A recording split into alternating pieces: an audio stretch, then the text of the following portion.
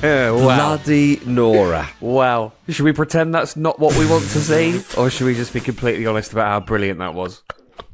That was fantastic. Oh my goodness. I'm buzzing. I'm bloody buzzing. That's not a Scouse accent. That's just me. Giddy as my aunt. Roaming all over the place. I tell you what, that is. I celebrated that equaliser as if I was an Everton fan. That was it. What an end! What an end! And it didn't even stop there. Yeah, the thing is, most of the stuff you're talking about isn't actually football, is it? When you're talking about what an end. Obviously, the goal is the main part, and it leads to everything else. But the pitch invasion, Decore going over to celebrate in the Liverpool fans' faces, Curtis Jones, every Scouse atom of the man just not being able to have that. Yeah. Just more people piling in, Decore getting sent off afterwards. Did Slot get sent off in there as well? He did. The angriest I've seen him. Yeah. Like a manic jelly baby he was. It was incredible. Glad you managed to summarise that because I'm still gathering myself. Oh, bloody hell. It's a little bit of a pitch invasion. It was super. It was stunning. I messaged the WhatsApp group with about 15 minutes of whenever it was left saying, I fancy a last gasp Everton equaliser. And I genuinely did. I just thought, no, they can't lose this game. Before the match, obviously much made about this being the last ever Merseyside derby at Goodison. Moyes back at the club, turning around their fortunes quite quickly. In all competitions since the first game, against Liverpool at Goodison Park, in all the way back in, was it 1894, I think we said, or 1895, one of the two. The 1890s, I think we can call it. Yeah. You get the picture. If you're not going to give us that as a listener, then that's on you. It was 41 wins apiece at Goodison in the derby. So, yes, the fact that Liverpool were 2-1 up with mere seconds to go, we were wondering, is this the last attack? Because obviously we were into the 5th minute of injury time, but there was injuries in injury time, and Everton scored to make it 2-2 in the 98th minute, and then a very long VAR check. And I've never thought to myself, so much you can fuck right off VAR. Yeah, I know as well, especially when you get the relief of it being given onside. You're like, oh, good, it's over. But no, the next one, this is another little check for a foul. Well, when the offside, it was shown to be onside, which it kind of looked like that, but sometimes with the angle you don't see. Yeah, I think it was tight. It was very tight. And when you saw what they were wanting for a foul, I was like, there's no chance that's being given. Because to deny that, again, so much, of course, has been made about the hardships at Everton in recent years, for so many years.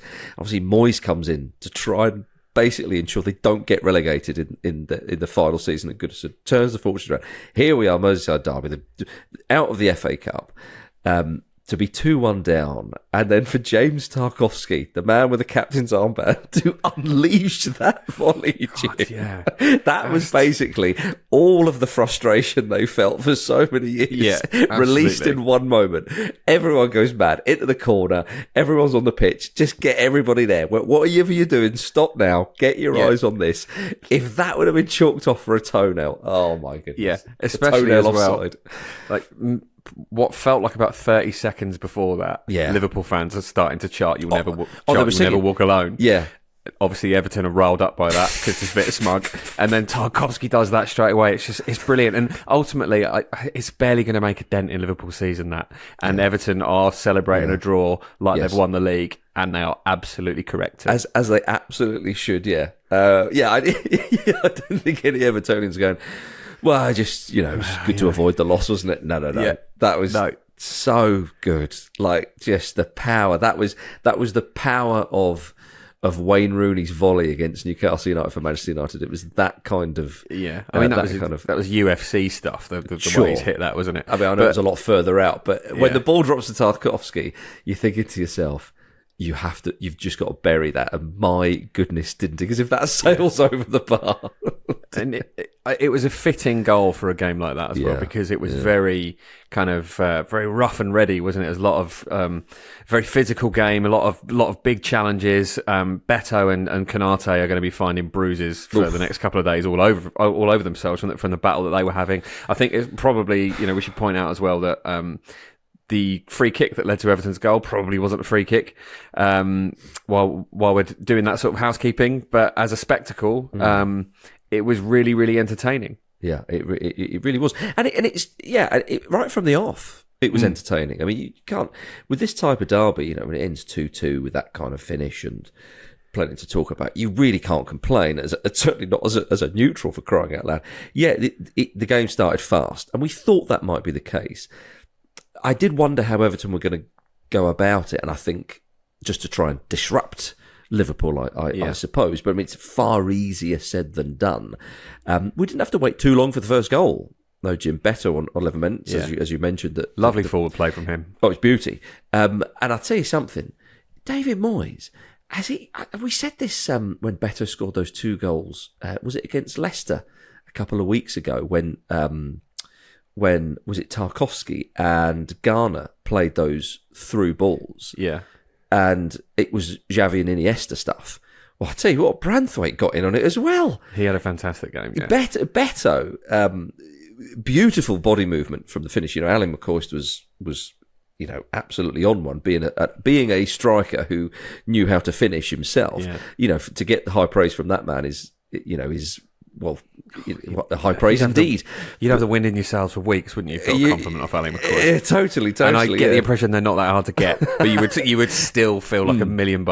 You would, but the ball from Branthwaite to take that free kick quickly was superb. Yeah, really, really smart. And I think part of the entertainment of the spectacle that we've mentioned actually was mostly from the physical side of the game, wasn't it? It wasn't a game where there were loads of sort of massively clear-cut chances. You're not having people hitting the bar here and this, that and the other, but it was just they were at each other, and it was really, really frenetic the whole time. It was a really high-paced game. In a lot of senses, kind of like off the ball, if that makes sense. Just the kind of it was a brilliant derby, wasn't it? Rio Ferdinand kept talking about how it reminded him of the good old days. Like I sort of think he thinks he played in the 70s the way he was talking about that stuff, but he wasn't wrong. And yeah, I had how many times has this happened this season as well, where Mo Salah is the difference maker. I just said out loud, essentially to myself, like, "Oh, Salah's been quiet," and then he pops up and obviously gets the goal. Just a really well taken goal that looks like a tap in because his technique is so good. Obviously, he got the assist as well for McAllister's goal, which you think Pickford probably should have done better on as well. Yeah, I was kind of looking at that because it's a beauty of a ball in from Salah, and he's. I know we talk about goal involvements nowadays, but obviously, he set a record, didn't he, in the Premier League with what he did tonight. But he often flights those balls in from that wing. Again, there's so much to his game, of course. You think about the goal scoring, but he loves to flight those balls in and straight on McAllister. Now, McAllister's not the tallest, and he's getting in between 2 very tall defenders there. And just a beautiful finish from McAllister as well. Just a little flick. And I just think it caught Pickford off guard.